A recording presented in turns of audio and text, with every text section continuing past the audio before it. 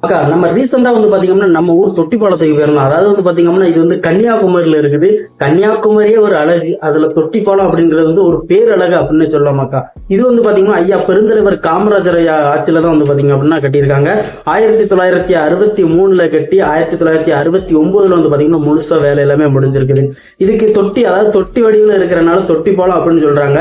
அந்த ரெண்டு மலைக்கு நடுசுல போறதுனால பாத்தீங்கன்னா தொட்டில் பாலம் அப்படின்னு பாத்தீங்க அப்படின்னா சொல்றாங்க மக்கா. அதாவது தரை மட்டத்துல இருந்து கிட்டத்தட்ட 104 அடியில பாத்தீங்கன்னா இந்த பாலம் இருக்குது.